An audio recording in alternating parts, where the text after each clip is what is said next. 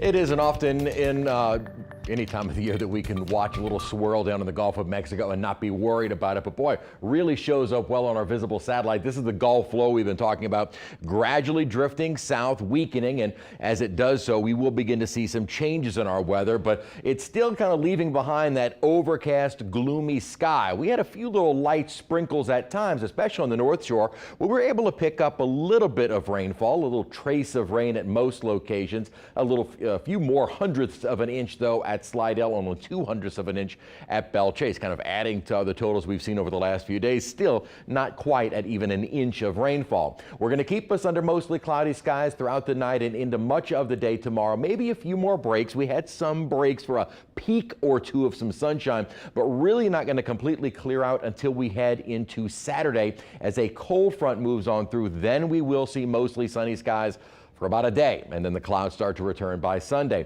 Winds offshore have also been settling. Coastal flood advisories right now until tomorrow morning for eastern Orleans and St. Bernard, but even those inland winds have been coming down as well as that little Gulf low moves away from us. Temperatures today were a few degrees warmer, still below our average high of 71, but we were more mid to upper 60s during the day today. Still not a huge temperature spread compared to our morning low of only 63. We only warmed up by 5 degrees. This pattern, though, of the cloudy skies, not to say to get used to it because we will see some changes, but this is more typical of an El Nino winter, so get ready for more stretches of clouds and rainfall, and more rain is in our forecast. Our Gulf low moving away, we will start to now focus on a cold front that'll be approaching from the north.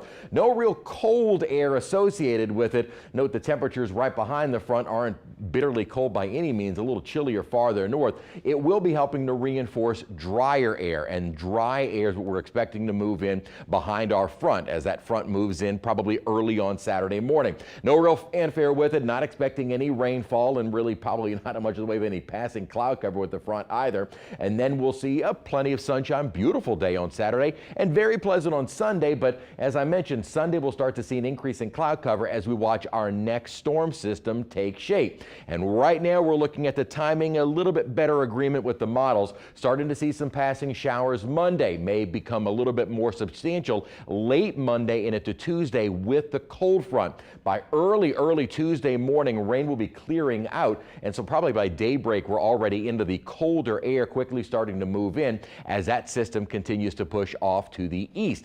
The question, though, is, and there is a little bit of a split in the models with what happens after that toward Thanksgiving. Do want to highlight, though, with us maybe getting into the warm air sector, there could be a risk of severe weather Monday going into Tuesday, something we'll have to watch for. Right now we could see a slight risk, a level 2 threat for the Florida parishes and on the North Shore. As of right now, once that threat is gone by early Tuesday, beautiful weather right up through Thanksgiving Day. Morning lows in the 40s on both sides of the lake and a high of 58 degrees Wednesday, and then by Thursday plenty of sunshine at around 62. The GFS is leaning more toward rain hanging around for Thanksgiving, but the Euro, which has been more reliable with the systems, keeps us sunny for Thanksgiving Day. All right, Chris, thank you.